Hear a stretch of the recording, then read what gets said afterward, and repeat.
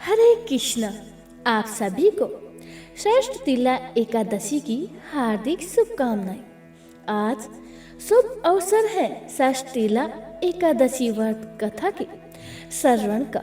धर्म की पावन गंगा में स्नान करने जैसा अनुभव देने वाली ये कथा आज हम सभी को एक दिव्य यात्रा पर लेके जा रही है। और ये यात्रा न केवल हमारे हृदय और आत्मा को शुद्ध करेगी, बल्कि हमें ईश्वर की भक्ति और ज्ञान के मार्ग पर आकर्षित करेगी। कल्पना कीजिए, आकाश स्वर्ण आभा से भर गया है और एक दिव्य रथ धर्मराज युधिष्ठिर को लेकर चल पड़ा है। इस रथ का मार्ग धर्म और सत्य की पवित्र भूमि धर्म महल की ओर है। वहां पर भगवान श्री कृष्ण अपने दिव्य स्वरूप में विराजमान है, जो ब्रह्मांड की समस्त ऊर्जा और शांति के स्रोत है। यह यात्रा केवल भौतिक नहीं, बल्कि आत्मा की एक गहन यात्रा है, जो धर्म, कर्म और भक्ति का मर्म समझाए कि षष्ठ तिला एकादशी की कथा में छुपा है जीवन के रहस्यों का अमृत, जो हमारे जीवन को पवित्रता, भक्ति और कल्याण से भर देगा। आइए हम सब इस दिव्य कथा की यात्रा पर चलें, जहां हर मोड़ पर भगवान की कृपा और हर क्षण में धर्म का प्रकाश हम सब के साथ होगा। हे भगवान विष्णु, आप सृष्टि के पालन करता, भक्तों के जीवन के आधार और समस्त कष्टों का निवारण करने वाले हैं। आपकी कृपा से अज्ञान का अंधकार मिटता है और जीवन में ज्ञान, शांति और भक्ति का प्रकाश फैलाता है। आज इस पावन पवित्र षष्ठ तिला एकादशी पर आपकी महिमा का गान करते हैं। हम कथा आरंभ करते हैं। ओम नमो भगवती वासुदेवाय। भविष्य उत्तर पुराण में भगवान श्री कृष्ण और युधिष्ठिर महाराज जी के समाधान में षष्ठ एकादशी महात्म का वर्णन है। एक बार युधिष्ठिर महाराज ने पूछा, हे जगन्नाथ, हे श्री कृष्ण, हे आदिदेव, हे जगतपति, माघ मास के कृष्ण पक्ष में कौन सी एकादशी आती है और इसे किस प्रकार करना चाहिए? उसका फल क्या होता है? हे महाप्रज्ञ, कृपया इस विषय में आप कुछ कहिए। तब भगवान श्री कृष्ण ने कहा, हे राजन, माघ मास के कृष्ण पक्ष की एकादशी षष्ठ तिला नाम से विख्यात है। सब पापों को हरण करने वाली एकादशी की कथा मुनिश्रेष्ठ पुलस्त्य ने अपनी धर्म पत्नी को कही थी। अब वह कथा तुम भी सुनो। एक बार मुनि की पत्नी ने पूछा, हे मुनीश्वर, मृत्यु लोक में रहने वाला हर एक जीव पाप कर्म में रत है। उन्हें नरक यातना से बचाने के लिए कौन सा उपाय करें? कृपया आप वह कथन कहें। तब पुलस्त्य जी कहने लगे, हे महाभागे, तो सुनो।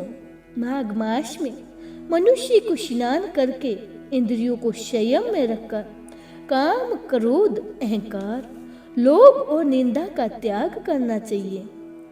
देवादिदेव भगवान का स्मरण करते हुए पानी से पैर को धोकर भूमि पर गिरा हुआ गाय का गोबर इकट्ठा करके उसमें तिल और कपास मिलाकर 108 पिंड बनाने चाहिए। माघ मास में अधरा मूल नक्षत्र आते ही कृष्ण पक्ष की एकादशी का व्रत धारण करें। स्नान से पवित्र शुद्ध भाव से श्री विष्णु भगवान की पूजा करें। अपराध क्षमा के लिए श्री कृष्ण का नाम उच्चारण करते हुए रात में होम जागरण करें। चंदन, कपूर, अर्घ और भजामी की पूजा करें। बार बार श्री कृष्ण के नाम के साथ कुहड़, नारियल और बीजों के फल अर्पण करके विधि पूर्वक अर्घ दे। दूसरी सामग्री का अभाव हो तो 100 सुपारी वाला आप हो हे पुरुषोत्तम। हम इस संसार सागर में डूब रहे हैं, कृपया आप प्रसन्न हो। हे विश्व भाव, आपको हम वंदना करते हैं। हे कमल नयन, हम आपको प्रणाम करते हैं। हे महापुरुष, हे सभी के पूर्वज, आपको प्रणाम है। हे जगतपते लक्ष्मी जी के साथ आप इस अर्घ को स्वीकार कीजिए। इसके बाद ब्राह्मणों की पूजा करके उन्हें पानी से भरा घड़ा देना चाहिए। साथ में छाता, चप्पल और वस्त्र अर्पण करें। इस दान द्वारा भगवान श्री कृष्ण प्रसन्न हो, ऐसा कहते हुए दान करना चाहिए। अपनी परिस्थिति के अनुसार श्रेष्ठ ब्राह्मण को काली गाय दान में देनी चाहिए। हे श्रेष्ठ विद्वान पुरुष ने तिल से भरा हुआ पात्र दान करना चाहिए। तिल के दान से मनुष्य हजारों वर्ष स्वर्ग में वास करता है। तिल चिना तिलोदति तिल होमलोद की तिल दाता चे भक्तो चेष्ट तिला पापनाशनी, अर्थात तिल से स्नान करना, तिल का उपवन लगाना, तिल का हवन करना, तिल डाला हुआ जल पीना, तिल दान करना, तिल का ही भोजन में उपयोग करना। इस प्रकार 6 कार्यों में तिल का उपयोग करने से इसे षष्ठा तिला एकादशी माना जाता है, जो पाप हरणी है। एक बार षष्ठ तिला एकादशी की महिमा सुनने से देवर्षि नारद भगवान श्री कृष्ण के पास आए। तब भगवान श्री कृष्ण ने कहा, एक ब्राह्मणी स्त्री थी। ब्रह्मचर्य का पालन करते हुए वह भगवान की आराधना करती थी। अनेक प्रकार की तपस्या होने के कारण वह बहुत ही दुर्लभ हो गई थी। उसने बहुत दान किए, परंतु उसने ब्राह्मण और देवताओं को अन्न दान नहीं किया था। अनेक प्रकार के व्रत और तपस्या करने से वह शुद्ध हो गई थी, परंतु भूखे लोगों को उसने कभी अन्न दान नहीं किया था। हे ब्राह्मण, उसकी परीक्षा लेने के लिए मैंने एक ब्राह्मण के रूप में उस साध्वी के पास जाकर भिक्षा मांगी। तभी उस ब्राह्मणी ने पूछा, हे ब्राह्मण, सत्य कहिए कि आप कहाँ से आए हैं। मैंने सुनकर अनजान बनते हुए उसे कोई उत्तर नहीं दिया, तो उसने क्रोध में भिक्षा पात्र में मिट्टी डाल दी और उसके बाद मैं अपने धाम लौट आया।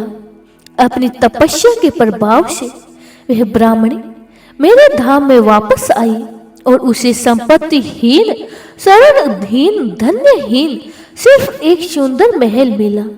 इतना वह सुंदर महल में कुछ ना पाकर वह अवस्था पर क्रोधित होकर मेरे पास पूछने आई और कहने लगी, हे जनार्दन, सब व्रत और तपस्या करके मैंने श्री विष्णु की आराधना की, परंतु मुझे धन धान्य क्यों नहीं प्राप्त हुआ। तब मैंने कहा, हे साध्वी, तुम भौतिक विश्व से यहाँ आई हो, अब तुम अपने घर लौट जाओ। तुम्हें देखने देवताओं की पत्नियां आएगी। उन्हें षष्ठ तिला एकादशी की महिमा पूछकर पूरा सुनने के बाद ही दरवाजा खोलना, अन्यथा नहीं। ये सुनकर ब्राह्मणी घर वापस आई। एक बार ब्राह्मणी दरवाजा बंद करके अंदर बैठी हुई थी। तब देव पत्नियां वहां पर आकर कहने लगी, हे सुंदरी, हे ब्राह्मणी, हम तुम्हारे दर्शन करने आए हैं, कृपया दरवाजा खोलो। तब ब्राह्मणी ने कहा, आपको मुझे देखने की इच्छा है तो कृपया षष्ठ तिला एकादशी की महिमा का वर्णन करें, तभी मैं दरवाजा खोलूंगी। उस समय एक देव पत्नी ने उसे वह महात्म्य बतलाया। महात्म्य में सुनने के बाद ब्राह्मणी ने दरवाजा खोला। देव पत्नियां उसके दर्शन से बहुत ही प्रसन्न हुई। फिर देव पत्नियों ने कहा कि हे अनुसार ब्राह्मणी ने षष्ठ तिला एकादशी का व्रत किया, जिसके प्रभाव से उसे धन धान्य तेज सौंदर्य प्राप्त हुआ। धन धान्य समाधान करने के लोभ दृष्टि से ये व्रत कभी नहीं करना चाहिए। इस व्रत के पालन से ही अपने आप ही गरीबी दूर भाग जाती है और नष्ट हो जाती है। जो कोई भी इस तिथि को तिल दान करेगा वह सब पापों से मुक्त हो जाएगा। भगवान श्री कृष्ण के इन वचनों ने धर्मराज युधिष्ठिर के मन में भी एक नई चेतना का संचार किया। जैसे जैसे वे श्री कृष्ण की बातों को समझते रहे वैसे वैसे ही उनका हृदय परम शांति से अभिभूत हो रहा था। भगवान ने उन्हें बताया कि इस दिन तिल का दान और उपवास करना केवल शारीरिक शुद्धि का उपाय ही नहीं बल्कि यह आध्यात्मिक उन्नति का भी एक महान साधन है। यह व्रत जीव को संसार के बंधनों से मुक्त करता है और उसे परम धाम की ओर अग्रसर करता है। भगवान श्री कृष्ण के शब्दों में एक अद्भुत शक्ति थी जो युधिष्ठिर महाराज भी और वहां उपस्थित सभी भक्तों के हृदय में गहरे समा गई। उन्होंने कहा, जो मनुष्य इस दिन व्रत करके तिल का दान करता है वह समस्त पापों से मुक्त हो जाता है और उसी संसार और परलोक दोनों में सुख प्राप्त होता है। इस व्रत से मनुष्य का जीवन धर्म बनता है और उससे परम सुख की प्राप्ति होती है। भगवान श्री कृष्ण की यह वाणी युधिष्ठिर महाराज के हृदय में गहरी छाप छोड़ दी। उन्होंने यह आभास होने लगा कि इस एकादशी को व्रत को लेकर जो ज्ञान भगवान श्री कृष्ण ने दिया है वह न केवल उनके व्यक्तिगत जीवन को बल्कि पूरे पांडवों और उनके राज्य को समृद्धि बना देगा। वे समझ गए कि इस व्रत को अपने जीवन में उतार कर वे न केवल भौतिक सुखों को प्राप्त करेंगी बल्कि आध्यात्मिक उन्नति भी प्राप्त करेंगे। अब महल के आंगन में एक शांत वातावरण था और सभी उपस्थित लोग भगवान श्री कृष्ण के वचनों को गहरे ध्यान से सुन रहे थे। हर कोई इस दिव्य ज्ञान को आत्मसात कर अपने जीवन को बेहतर बनाने के लिए संकल्पित था। षष्ठीला एकादशी की इस कथा ने सभी के हृदय में एक नई ऊर्जा और भक्ति का संचार किया जो उसके जीवन को एक नई दिशा और लक्ष्य दे रहा था। ये थी षष्ठी एकादशी व्रत की कथा।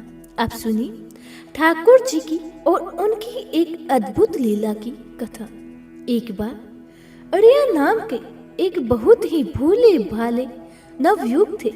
अढ़ाई करते हैं 2.5 किलो को और उनका नाम अड़ैया इसीलिए पड़ा क्योंकि उनका आहार यानी भोजन कम से कम 2.5 किलो का होता था। माता पिता की मृत्यु के बाद अब उन्हें 2.5 किलो आटे की रोटी खिलाने वाला कोई नहीं बचा था। अब जब भोजन की कमी पड़ने लगी तो वह एक आश्रम में गए और उन्होंने कहा कि हमें नौकरी पर रख लीजिए। साथ ही उन्होंने आश्रम वालों को बताया कि वह 2.5 किलो भोजन पाते हैं। आश्रम वालों ने कहा कि वहाँ तो भंडारा चलता है, 2.5 किलो भोजन की व्यवस्था तो हो ही जाएगी।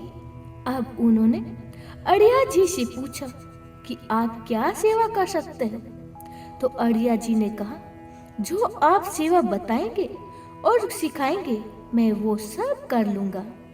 तो उन्हें गैया चराने की सेवा दे दी गई और उन्हें बताया गया कि वैष्णव सिद्धांत का पालन करते हुए आप जब गाय चराने जा रहे हो तब यहाँ से आटा और सब्जी साथ लेकर जाएं, जंगल में भोजन पकाएं, ठाकुर जी को भोग लगाएं, फिर आप प्रसाद पाएं। अड़िया जी भी कहने लगे, लेकिन हमें तो भोग लगाना आता ही नहीं। तब आश्रम से उन्हें आज्ञा मिली कि जैसे ही भोग तैयार हो जाए तो भगवान को बुला लीजिएगा, वह भोग लगा लेंगे। उसके बाद आप प्रसाद पा सकते हैं। तब अड़िया जी गाय लेकर चराने के लिए चले गए। साथ में उन्होंने गोबर के उबले भी बीन लिए और 2.5 किलो आटे की बाटी बना ली और आलू का भरता भी बना लिया। फिर कहने लगे, गुरुदेव के ठाकुर आइए, भोग लगाइए। जो श्री राम बड़े बड़े ऋषि मुनियों की साधना से भी नहीं आते थे, वह उस भोले भाले भक्त के पुकारने से स्वयं ही आ गए। और अड़िया जी ने जब आंखें खोलकर देखा तो धनुष धारण किए हुए श्री राम सामने खड़े थे। अड़िया जी ने कहा, आप कौन हो? तब भगवान कहने लगे कि लोग हमें श्री राम कहते हैं। आपने ही तो कहा कि गुरुदेव के ठाकुर आइए, तो और हम आ गए। तुम्हारे गुरुदेव के ठाकुर ही हैं हम, तो हम आ गए। तब श्री राम जी ने कहा कि आलू के भरते की तो बड़ी ही अच्छी खुशबू आ रही है, हम भी तुम्हारे साथ खाएंगे। अड़िया जी ने कहा, हमें तो लगा बस आपको भोग लगाना होता है, आप सच में खाते हैं क्या? तो भगवान श्री राम जी कहने लगे, हम सबका नहीं खाते, लेकिन आप जैसे भक्त जब पुकारते हैं तो हम उनका जरूर पाते हैं। अब अड़िया जी तो बिल्कुल भोले भाले थे, कुछ भी नहीं जानते थे। इससे पहले ठाकुर जी की सेवा उन्होंने कभी की ही नहीं थी, कभी भोग लगाया ही नहीं था। अब भगवान जो बड़े बड़े मुनियों के ध्यान में नहीं भी आते हैं, वह उस भोले भाले भक्त के सिर्फ एक बार बुलाने पर आ गए। राम जी कहने लगे, आप आंख बंद करिए तो हम भोग लगा लेंगे। अड़िया जी ने सोचा कि प्रभु बस 1 या 2 बाटी खाएंगे, चलो कोई बात नहीं, 2.5 किलो ना सही, थोड़ा कम ही से खाएंगे, उतना खा लो। सही है, आज ऐसे ही गुजारा कर लेंगे। लेकिन प्रभु श्री राम ने तो सारी बाटी और सारा बर्ता खा लिया। अड़िया जी ने आंख खोले, देखा तो ना तो बर्ता था और ना ही बाटी, सब गायब हो गए। और कहने लगे, प्रभु क्या आप आज हमें भूखा रखोगे क्या? तो भगवान श्री राम कहने लगे, जानते हो आपके गुरुदेव ने लगाने के लिए क्यों कहा? क्योंकि आज एकादशी है, इसीलिए उन्होंने आपको आटा दे दिया और कहा था कि आप खुद ही पका के भोग भर लगा लेना।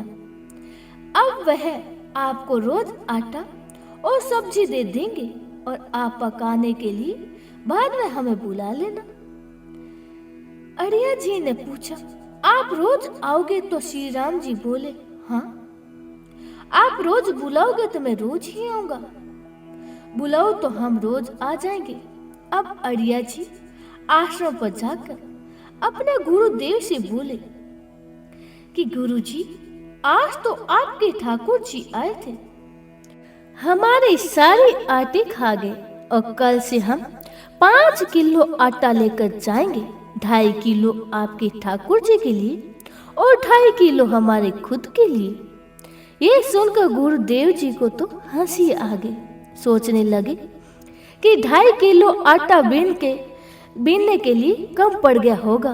तो उन्होंने भंडारे से कहा कि पूछने की जरूरत ही नहीं है, ये जो भी मांगे इन्हें दे दीजिए। अगले दिन अड़िया जी फिर से गाय लेकर जंगल पहुंच गए। गायों को चराने के लिए छोड़ दिया और बाद में उन्होंने चूल्हा तैयार किया, बाटी और भरता बनाया।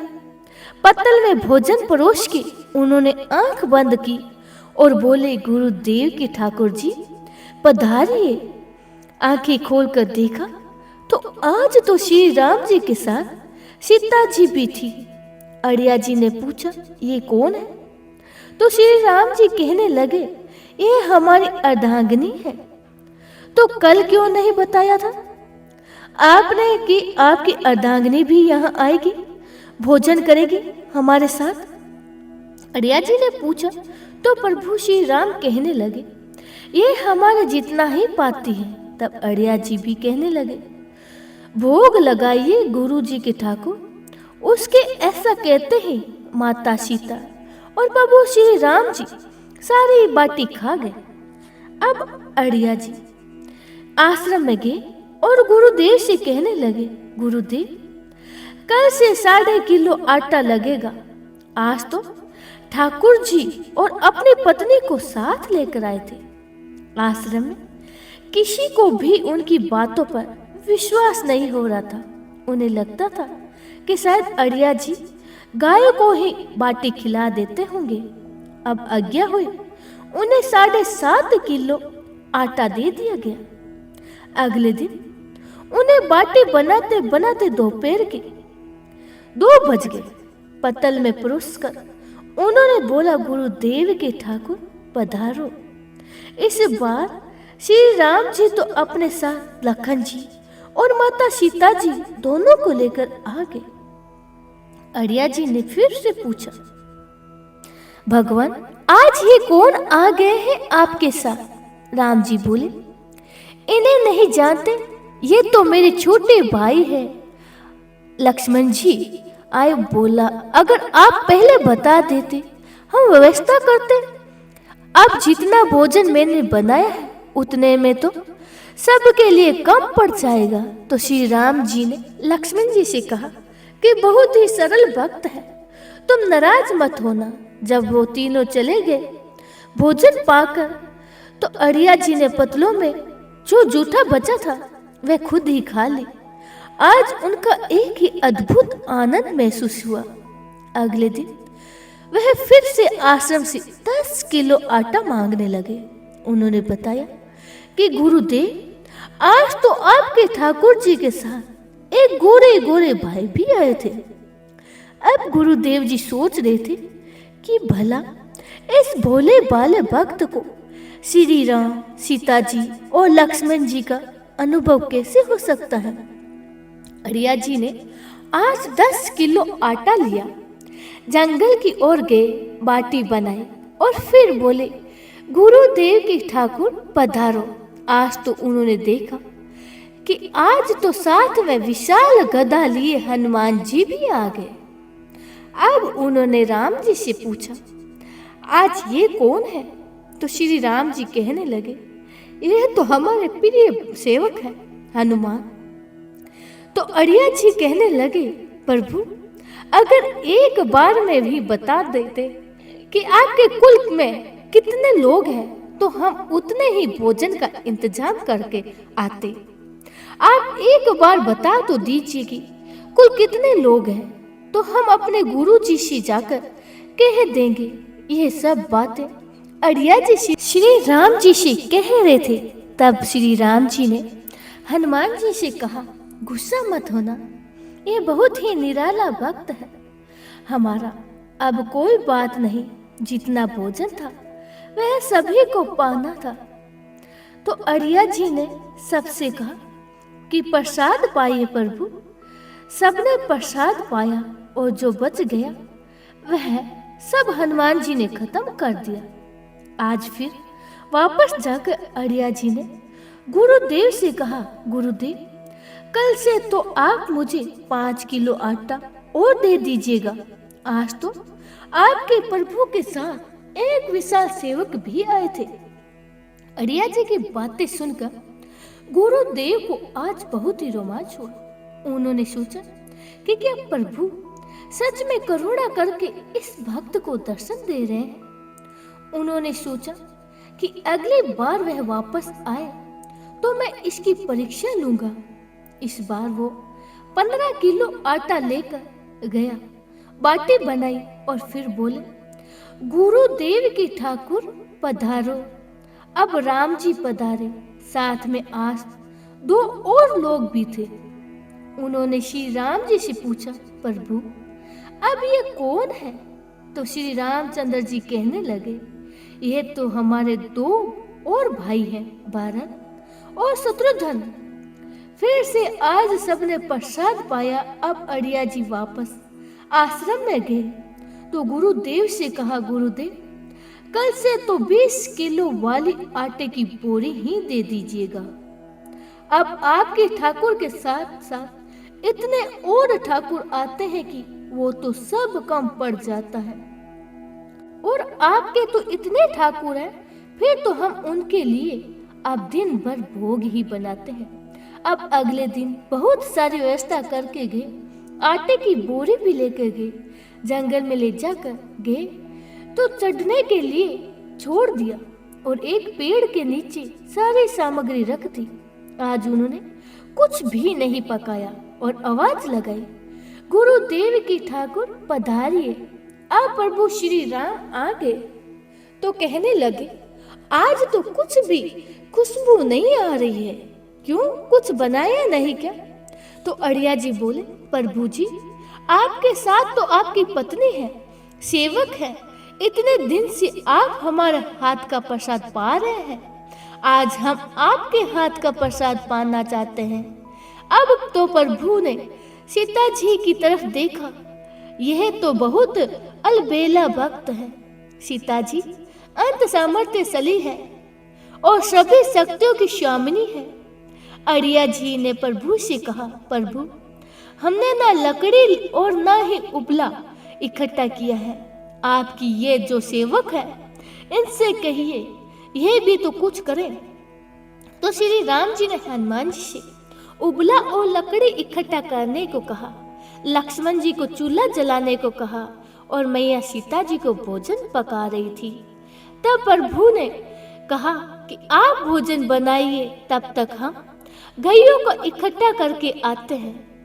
अब वो भागकर आश्रम में गए और गुरुदेव से बोले कि गुरुदेव आज तो हमने आपके ठाकुर के पूरे परिवार को फंसा लिया है, आज तो सारे ठाकुर मिलकर रोटी और बाटी बना रहे हैं। गुरुदेव चलिए जल्दी चलिए। गुरुदेव आपको शंका होती थी ना, आज आप उनके हाथ से बना हुआ भोजन ग्रहण कीजिए। अब गुरुदेव ने सोचा यह तो पागल आदमी है, राम जी जो बड़े बड़े योगियों के ध्यान में भी नहीं आते हैं, वह भला कैसे गवार आदमी जिसको कोई नाम तक जपना नहीं आता है तथा कोई ग्रंथ पढ़ना नहीं आता है, उसके भला सामने प्रभु कैसे आ सकते हैं। लेकिन उन्होंने सोचा कि भगवान की दयालुता पर तो संचय करना ही नहीं चाहिए, चलकर देख लेते हैं सच्चाई क्या है। गुरुदेव निरंतर ही भजन परायण थे तो प्रभु के दर्शन के अधिकारी तो थे ही। अब जब वह वहां पहुंचे तो वहां पर पूरा का पूरा राम दरबार उपस्थित था।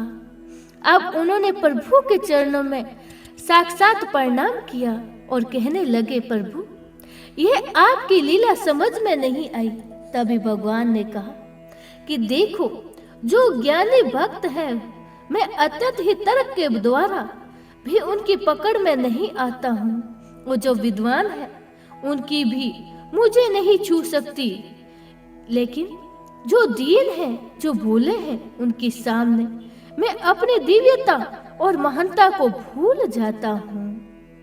देखो तुम्हारे इस भक्त की आज्ञा पर हमारा पूरा परिवार इसकी सेवा में लगा हुआ है। ऐसा कहकर प्रभु श्री राम गुरुदेव जी और उनके भक्त अड़िया जी को दर्शन देकर कृतार्थ कर गए, अपने परिवार सहित वहीं से अंतर्ध्यान हो गए। तो अड़िया जी में कोई नाम जप या कोई पूजा पाठ भी दिनचर्या तो थी नहीं, लेकिन उन्होंने अपने गुरु की वह हर आज्ञा का पालन किया।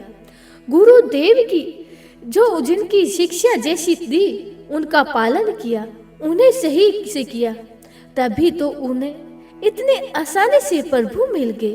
तो हमें गुरु की आज्ञा का पालन तो अवश्य ही करना चाहिए। हम सब के जीवन में कोई ना कोई गुरु तो अवश्य होना चाहिए। ये थी आज की कथा। प्रेम से बोली सियापति श्री रामचंद्र भगवान की जय हो।